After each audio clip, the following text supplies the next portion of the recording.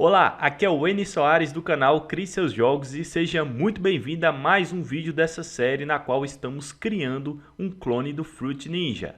Antes de iniciarmos o vídeo, eu gostaria de pedir para que você já deixasse aquele like nesse vídeo e também compartilhasse com todos os seus amigos que têm interesse em desenvolvimento de jogos. Tendo dito isso, vamos ao vídeo. Nessa aula, nós estaremos criando um spawner de frutas. Então a gente vai criar aqui, para quem não sabe, né, para quem não conhece o termo spawner, spawner em desenvolvimento de jogos é uma espécie de objeto que cria cópias de outros objetos na cena. Então, levando isso aqui para o nosso Fruit Ninja, seriam objetos que seriam invisíveis, tá? E esses objetos invisíveis estariam criando outros tipos de objetos que aqui no caso do Fruit Ninja seriam as frutinhas ou melancias, né? Essas frutinhas verdes. Então, basicamente, a gente vai criar um objeto que vai criar clones da nossa melancia, tá? E esses nossos spawners, eles ficarão aqui logo abaixo da nossa tela. Enis, por que nessa posição? Simplesmente porque no Fruit Ninja, e como a gente está clonando ele, a fruta vem de baixo para cima. Então ela é arremessada, né? Dando aquele efeito de que ela é como se ela fosse jogada de baixo para cima, vai lá em cima na tela e cai. Correto? Ela faz tipo um movimento de U. Então é isso que a gente vai simular aqui. Então para começar a gente vai criar um objeto, primeiramente, que vai ser o nosso objeto spawner original. Tá? Vou até posicionar ele aqui no centro, porque ele não vai ser ele que vai spawnar, a gente vai guardar os spawners dentro dele. Vou renomear e vou dar um nome para ele de Fruit Spawner. E dentro dele, aí sim eu vou criar três objetos que vão ser os nossos spawners propriamente ditos. Então eu vou criar aqui o primeiro e já vou posicioná-lo aqui embaixo, ó, do jeito que eu te falei, tá? Vai ficar fora da cena mesmo. E aí eu vou duplicar, vou criar um aqui mais para o lado e vou duplicar e criar um outro aqui mais para o outro lado. Então são três objetos de spawner, tá? Se você quiser renomear, você pode botar aí spawner 2, spawner 3, ou colocar spawner direita, esquerda, tá? Fica a seu critério. Beleza, agora o que a gente precisa fazer é criar um script para esse spawner, porque é através desse objeto spawner, que é o pai desses três, que a gente vai controlar toda a ação de instanciar uma fruta nova, né, para que ela seja arremessada para cima. Então, a primeira coisa que a gente vai fazer aqui é criar um script. Então, a gente vem aqui, New Script, Add Component, New Script, e eu vou dar um nome de Fruit Spawner. E a gente cria e abre esse script para a gente poder editar. Beleza, abri aqui o script e o que a gente tem que criar aqui, tá? Basicamente a gente não vai precisar desse update. A gente tem que criar a lógica na qual frutas, ou seja, melancias sejam criadas a cada X segundos, né? Porque se a gente for analisar o Fruit Ninja, a cada determinado tempo uma fruta é lançada para cima. Só que esse tempo ele não seria legal que a gente colocasse ele bem definido, por exemplo, a cada 5 segundos obrigatoriamente. Não, o que a gente vai fazer é colocar randômico, então esse tempo vai ser random, tá? Vai ser entre um número, sei lá, 1 segundo e X, que a gente vai definir aqui ainda. Então, a primeira coisa que a gente vai fazer é criar uma variável pública, GameObject, para ser a nossa fruta, né? Obviamente a gente tem que referenciar a fruta que a gente quer lançar. E aí a gente vai criar também um public transform, um array, tá, de transforms, que eu vou chamar de spawn points. Para que vai servir esse array? Esse array a gente vai referenciar esses três objetos aqui embaixo, ó, que a gente criou, spawner 1, 2 e 3. E eu vou fazer em array porque eu não quero deixar esse número obrigatório. Pode ser que seja 2, pode ser que seja 4, certo? A gente fazendo dessa forma a gente consegue flexibilizar isso no código, não deixando preso obrigatoriamente a 3 spawners. E aí, claro, um valor mínimo e um máximo para a gente poder instanciar, de tempo, né, para a gente poder instanciar a fruta. Então, o valor mínimo, vou colocar aqui, deixa eu ver, min spawn delay, vai ser, já posso até colocar aqui, vamos botar, sei lá, 1 segundo, eu acho que eu acho que é muito, vou botar 0.5 segundos e public float max spawn delay, aí sim, 1 segundo, só para a gente fazer um teste. Qualquer coisa a gente altera isso aqui lá no editor, né, no inspector. Tá? Aqui no start por enquanto nada. E aqui fora a gente vai criar um método do tipo enumerator, tá? Para você que não conhece muito bem a Unity ou não estudou programação mais a fundo um pouco, o enumerator é uma corrotina é uma corrotina que a gente pode chamar na qual ela vai ser executada x vezes em x tempo, tá? Entenda isso. E no caso, por exemplo, a gente pode fazer com que ela seja chamada infinitamente a cada x segundos, que é o que a gente vai fazer aqui, tá? Entenda que seja isso. Entenda que corrotinas funcionem assim, tá bom? E aí, para a gente poder criar uma corrotina, a gente tem que chamar um enumerator, né, se preferir. E aí a gente passa um nome para ele, sei lá, vou chamar spawn, só spawn mesmo. E aí dentro dele a gente cria a lógica de spawnar uma fruta. Então a primeira coisa que a gente vai criar aqui é um float que a gente vai chamar de timer. E esse float timer vai receber o random, range, min, spawn delay, vírgula, max spawn delay. Tá.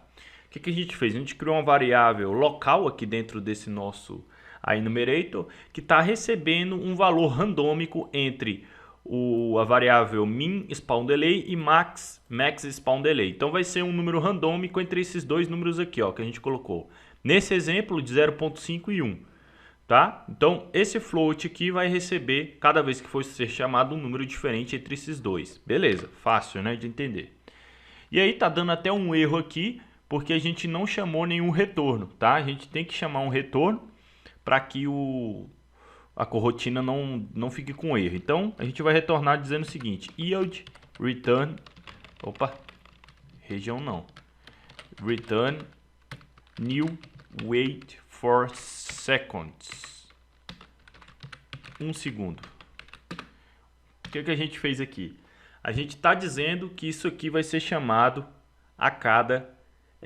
aliás, a cada não. Isso aqui vai dar um delay de 1 segundo cada vez que essa corrotina for chamada. Então, quando a gente chamar essa corrotina, ela vai ler essa linha, vai dar uma pausa de 1 segundo aqui e vai continuar lendo o resto da linha. Uma coisa importante que eu até esqueci de escrever aqui.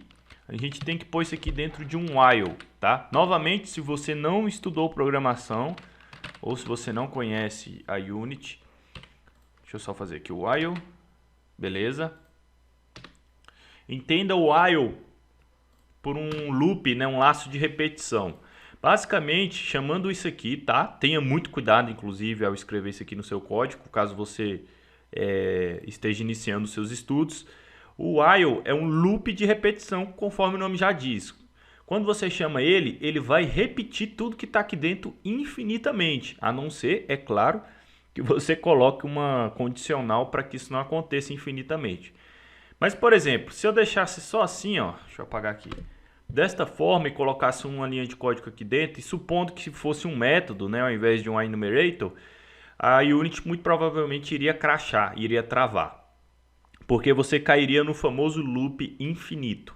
Então, se você já ouviu falar em loop infinito, aqui a gente tem um exemplo bem claro disso, do jeito que ele está aqui, ó, sem nada. Só que quando a gente coloca essa linha, ele vai fazer uma pausa a cada 1 segundo, tá? E é para isso que a gente vai colocar essa pausa, para ele justamente não ler esse while infinitas vezes, por infinitos segundos, enquanto o jogo rodar. Isso aqui iria crashar. Então a gente coloca esse yield return new wait for seconds justamente para a gente pausar a cada 1 segundo, né? A leitura desse while. Então por isso que a gente vai colocar, que a gente está colocando esse código do spawner dentro de uma corrotina, porque a gente pode ter esse controle aqui, tá bom? Agora, vamos lá para o resto do código, que é o seguinte: a gente vai criar agora um spawn, que a gente pode chamar de spawn index, que é um valor que vai escolher entre um desses três, ó.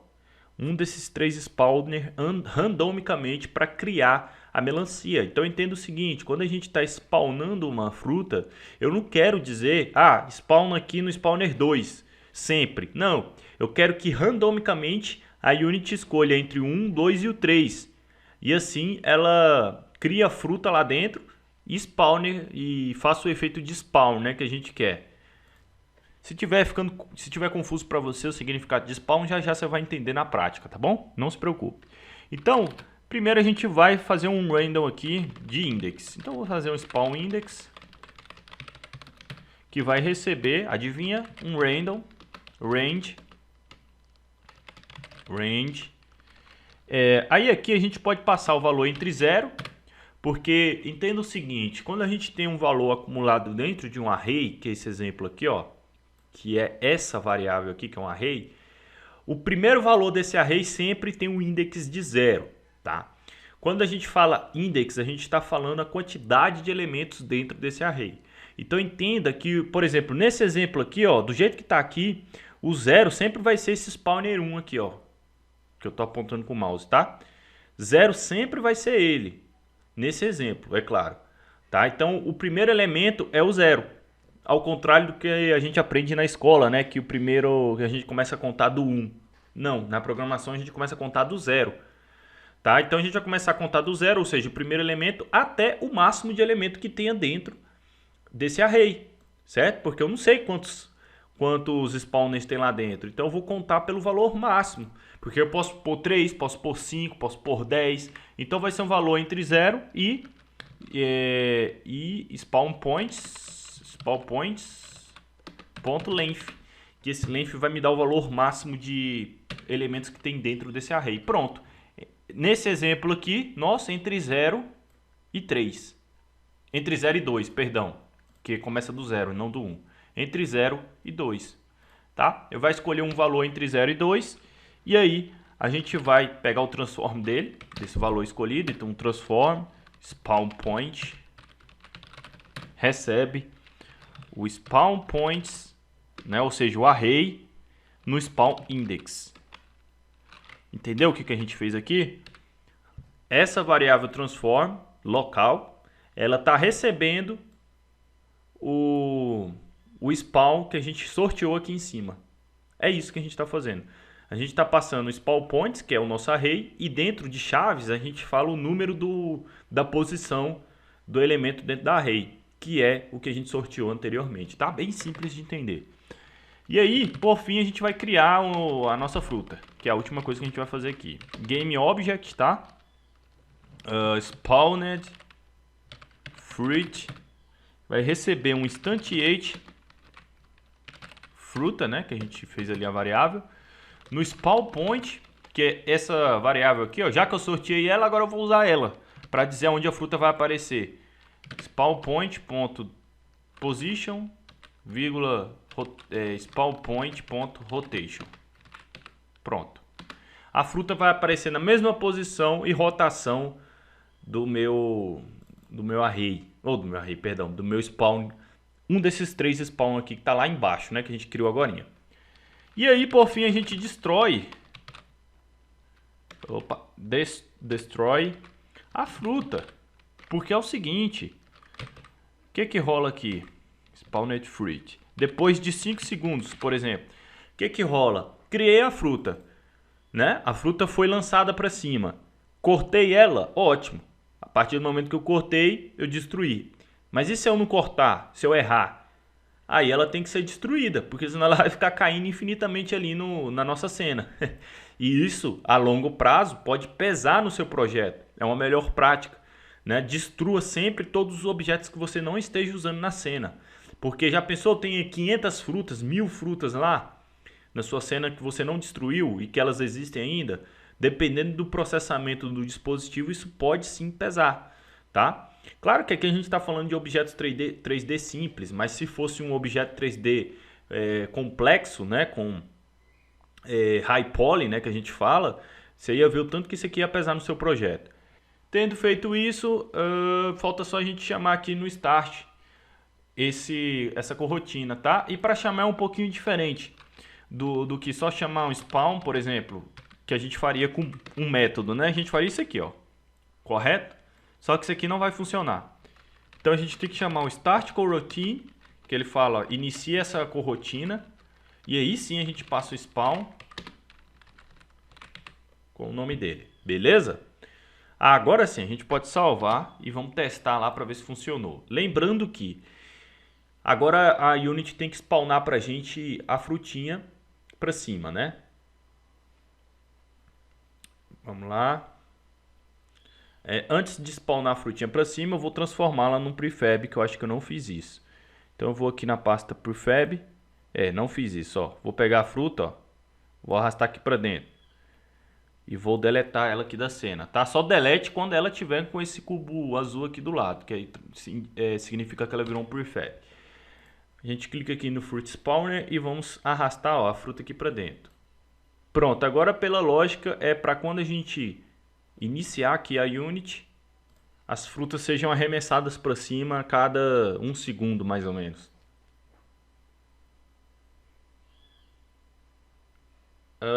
Deu um erro, tá? Perdão, eu esqueci de... Quer ver? Esqueci de falar aqui pro script quais são os spawn points, né? A gente fez toda a lógica, mas não colocou. Então vamos colocar um por um, ó. O primeiro, o segundo e o terceiro. Agora sim, vamos lá.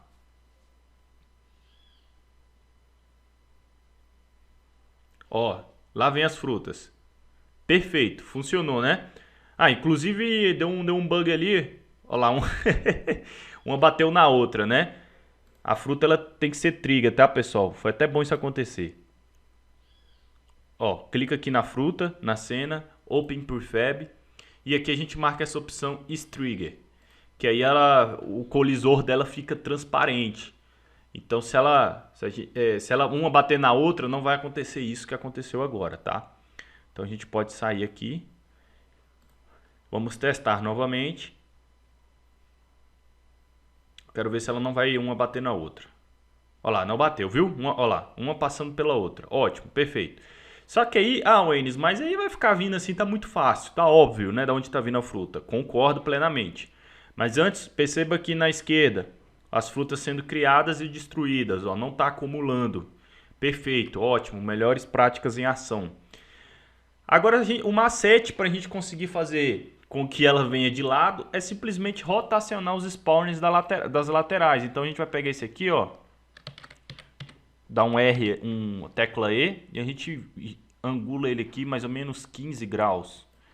Vou até botar aqui no Z, 15 no Z, e o outro menos 15 no Z.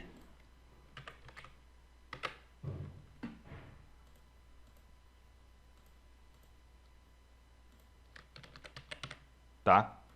Aí a gente vai testar novamente. Vamos lá. Olha lá. Viu que bacana? Olha lá, veio uma na frente. Ótimo, perfeito. Então agora as frutas elas estão sendo arremessadas. Aí o que você pode fazer? Se você estiver achando fácil, você pode aumentar a velocidade da fruta, né? Deixa eu até abrir aqui o prefab dela. Você pode aumentar a força da fruta para ela ir mais alto, tá? Então são vários ajustes que você pode fazer no seu projeto. Mas perceba que o básico foi feito. A fruta ela já vem, né? A gente só não corta ela ainda porque a gente não fez a lógica, tá? É o que a gente vai fazer na próxima aula. A gente vai fazer com que quando a gente encoste, a gente instancie a fruta cortada, né? Que é importantíssimo. E pronto, tá? Então, beleza. Essa foi a nossa aula do Spawner. Perceba que já está tudo funcionando. E na próxima aula a gente vai estar fazendo o corte funcionar. E aí a gente vai estar finalizando o básico do nosso clone do Fruit Ninja. Vai faltar apenas a gente construir uma HUDzinha simples, né? E fazer um contador de vidas, tá bom? Então é isso. Espero que tenha gostado dessa aula e até a próxima.